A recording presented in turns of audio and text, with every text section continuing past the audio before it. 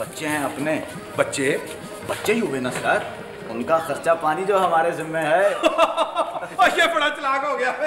अस्सलाम वालेकुम व्यूवर्स, खुशामदीद कहता हूँ आपको अपने यूट्यूब चैनल पर। मेरे साथ इस वक्त टीवी इंडस्ट्री के एक लेजेंड आर्टिस्ट मौजूद हैं। बात करें 50-50 की, जंजालपुरा की, डुगडुगु की या फिर बुलबुले की, इन्होंने हर दौर में अपना लोहा मनवाया।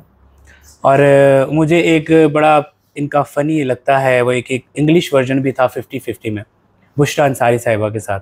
तो मैं सर से वो भी रिक्वेस्ट करूँगा कि हमें वो भी थोड़ा सा डायलॉग बोल के सुनाएं। Promise you, Rano. I will come back soon, Rano. You are a great liar. I don't believe you. You shut up. वे तुम आप shut up. पर पहले मैं उनको वेलकम करता हूँ, हमारे बहुत ही लेजेंड आर्टिस्ट अशरफ खान साहब। अस्सलाम वालेकुम सर। वालेकुम अस्सलाम। सर, बंडल ऑफ थैंक्स कि आपने अपने कीमती वक्त में से वक्त निकाला। नहीं, आपका शुक्रिया कि आपने मुझे ये मौका दिया कि मैं आपके देखने वालों से हम कलाम हो जाऊं। ये आपकी मोहब्बत है।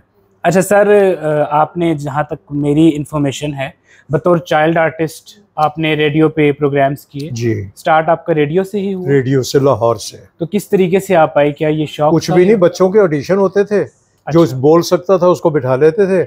मोहनी आपा होती थी जो लाहौर से बच्चों का प्रोग्राम किया करती थी जी। उसमें इरफान खूसर भी बैठा करते थे, राशिद महमूद भी बैठा करते थे, मैं भी बैठा करता, और भी बहुत सारे लोग होते थे। बिल्कुल। तो रेडियो का स्टार्ट है।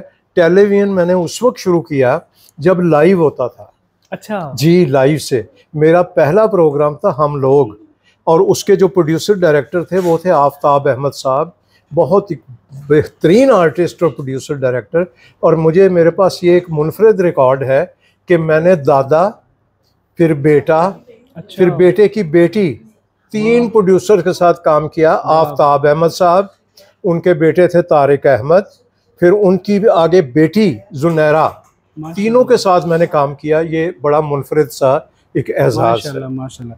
अच्छा अशरफ साहब, आपके करियर के हवाले से मज़ीद बात करने से पहले मैं पूछना चाहूँगा कि आप किस शहर में पैदा हुए, और अगर डेट ऑफ बर्थ आप बताना चाहें तो। डेट ऑफ बर्थ तो नहीं बताऊंगा क्योंकि सिर्फ गल चलती पई है तो फिर विचे रह जाएगी। वो विचे रह जाएगी। तो मैं लाहौर, मेरी अच्छा लाहौर में पैदा हुए। बचपन कैसा गुजरा? बहुत अच्छा गुजरा मेरा, आम बच्चों ही की तरह गुजरा, शरारती बच्चा, क्योंकि मैं बिल्कुल चुप करके बैठने वाला नहीं था। अच्छा। यही चीज़ें मुझे पकड़ के रेडियो पे ले गई, रेडियो से फिर मुझे टीवी ले गई। और अगर मैं एक शख्सियत का नाम ना लूँ तो बहुत बड़ी ज़्यादती होगी। उनका नाम है मिर्ज़ा सुल्तान बेग, निज़ाम दीन रेडियो की बहुत बड़ी आवाज़। वो मेरे उस्ताद मोहतरम, वो मुझे रेडियो से पकड़ के टीवी वही लाए थे। क्या बात है जी सर। हमने तो आपको देखा 50-50 में भी, फिर जंजालपुरा में भी देखा। तो इन दोनों में से आप क्या समझते हैं कि अमर कौन सा कैरेक्टर आपका हो गया जो आज भी लोगों ने याद रखा? अमर कैरेक्टर कोई भी नहीं होता।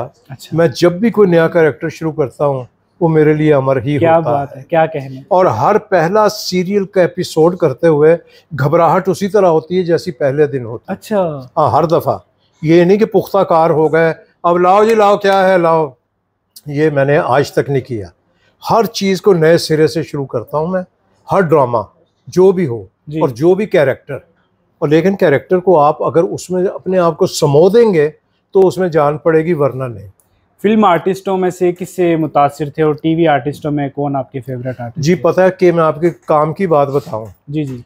ये जो लड़के हैं ना नए इस वक्त, लड़कियां जी, मैं कोई ड्रामा देख रहा होता हूँ रात को बैठ के रिपीट में, तो मुझे कोई डिस्टर्ब नहीं करता कि ये देख रहे हैं ड्रामा। तो 2:30 बजे 3 बजे अगर किसी की परफॉर्मेंस अच्छी लग गई तो मैं उसका नंबर निकाल के उसको फ़ोन करता हूँ, बेटे सो तो नहीं गए थे? वो कहता नहीं नहीं मैं जाग रहा हूँ भाईजान, बताएं आप। मैंने कहा तुम्हारा अभी एक ड्रामा चल रहा था, तुमने मार का तो ला रहा उसमें परफॉर्मेंस दी है यार, उसकी तारीफ ना करना जुल्म था। तो मैं लकीर का फ़कीर नहीं हूँ कि फ़लाँ एक्टर तो फ़लाँ एक्टर नहीं, नया भी अगर अच्छा काम कर रहा है तो उसको दाद देनी चाहिए। अच्छा, डुगडुगी में आपका दुर्दाना भट्ट साहिबा के साथ बड़ा अच्छा एक ड्रामा था, तो उस हवाले से बताएं, कोई यादगार लम्हा उस ड्रामे का कोई शेयर करें। बेशुमार लम्हे यादगार, वो भी अल्लाह के पास चली गई जल्दी। और लेकिन ऐसा माँ बेटा जो हमने वहाँ उसमें हो गया था आपस में, उसके बाद जब वो चली गई अल्लाह के पास, तो नबील उसके प्रोड्यूसर थे, उन्होंने कहा भाजी इन्हों फिर शुरू करना है। मैं कहा हुण ना करी यार, आप दुनिया की कोई बेस्ट आर्टिस्ट भी ला के बिठा दोगे ना, वो दुर्दाना की कमी पूरी नहीं करेंगे। वो लगता था सचमुच के माँ बेटा है। माँ बेटा हम, हमें भी यही महसूस लोग होता कहते था थे आप सचमुच उनके बेटे हैं, मैंने कहा जी मैं सचमुच उनका बेटा।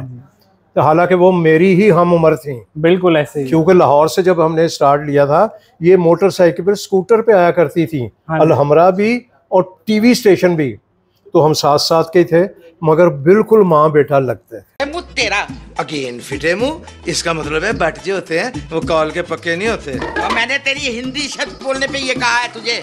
सर आपने फिल्म में भी एक अद में काम किया हुआ है और ड्रामों में भी तो बेशुमार आपने काम किया है, स्टेज के ऊपर भी किया है, रेडियो के ऊपर भी। तो आपने इस चारों मीडियम को कितना डिफरेंट पाया? क्या कुछ ज़्यादा फ़र्क है या फिर बहुत ज़्यादा फ़र्क? बहुत ज़्यादा फ़र्क है। रेडियो जो है वो आपको टोन, टेम्पो और ये चीज़ें बोलने का अंदाज सिखाता है जी। स्टेज जो है वो आपकी बॉडी खोलता है, आपका फुटवर्क, हाथ पैर चलना, वो सिंक करना साथ उसके, ये आपकी बॉडी खुलती है। अच्छा। टीवी जो है वो मीडियम है, क्लोज का ज़्यादा, लॉन्ग शॉट भी होते हैं उसमें जी जी। लेकिन क्लोज अप उसमें ज़्यादा होते हैं। फिल्म जो है एक वाइड वो, और हर बंदे की ख्वाहिश होती है, चाहे वो रेडियो आर्टिस्ट है या वो स्टेज आर्टिस्ट है या टीवी आर्टिस्ट, कि मैं फिल्म में जाऊं। बिल्कुल ऐसे। और लोग आए भी टीवी से फिल्म में, बिल्कुल उसमें चंद लोग कामयाब हुए, बाकी नहीं हुए। बिल्कुल, क्योंकि एक दोनों का टेम्पो डिफरेंट था ना। मुख्तलिफ फिल्म है। थोड़ी लाउड है, जी। टीवी थोड़ा धीमा है। अच्छा सर, हमारा जो फेवरेट ड्रामा है, हमने जहाँ तक सुना था कि आपका गेस्ट अपीयरेंस था, जैसे हिना दिलपजीर साहिबा का जी जी गेस्ट अपीयरेंस था। तो मुस्तकीम तो हमारे बड़े फेवरेट है, बड़ा धीमा लहजा आपका। तो उस हवाले से बताएं कि कैसे आपने सोचा था कि माशाल्लाह से हर दौर में अल्लाह ताला ने आपको इज्जत से नवाजा, अल्लाह ताला ने इज्जत बख्शी आपको, तो वो किस तरीके से कैरेक्टर आपको मिला और कैसे आपने वो काम? बुलबुले में मैं शुरू ही से आ रहा हूँ। अच्छा। कभी डाकू बन के, कभी डॉक्टर बन के, कभी कुछ बन के, कभी कुछ बन के आता था मैं, मुस्लिम म्यूजिशियन बन के, म्यूजिक डायरेक्टर। तो जब डुगडुगी भी इसी प्रोडक्शन हाउस का यही डायरेक्टर, यही प्रोड्यूसर थे, तो वो ख़त्म हुआ, बंद हुआ उनकी जाने की वजह से। तो इन्होंने फिर कहा कि जी फैसला किया है ARY ने कि हम इस डुगडुगी के 2 कैरेक्टर, अब 3 तो रहे नहीं, वरना हम तीनों मर्ज करते, इसमें आ जाते वो। बिल्कुल। अब 2 हैं, शगुफ्ता हैं, आप हैं, तो हम आपको बुलबुले में ला रहे हैं जी। मैंने कहा ओके करते हैं।